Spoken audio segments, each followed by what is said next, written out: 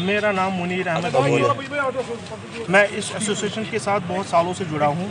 ये first time आया है J&K में 8th नॉर्थ जोन हमने ये स्टेट में लाया है जीत कि इसकी क्रेडिट खाली इन डेफरेंडमों को जाता है और किसी को नहीं जाता। हमें किसी का सपोर्ट भी नहीं है।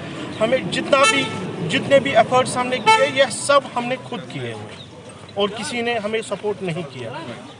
तो बात करते हैं, हम गए थे बहुत सारों के पास, यहाँ पे जो क्रिकेट एसोसिएशन है उनके पास भी हम गए थे। उन्होंने कहा कि आप हमारे साथ एफिलिएटेड नहीं हो, तो उन्होंने हमें आज तक कोई सपोर्ट नहीं किया। जितना भी हमने किया वो अपने यहाँ पे किया।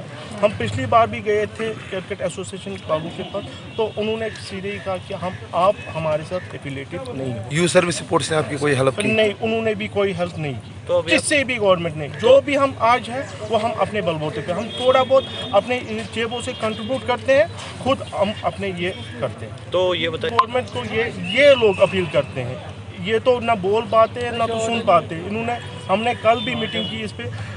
आज हम यहाँ पे आए, हम गवर्नमेंट को कह रहे हैं अगर एटलीस्ट 80% नहीं 100% नहीं एटलीस्ट 20% तो हमारे ऊपर तवज्जो दिए जाए क्रिकेट एसोसिएशन।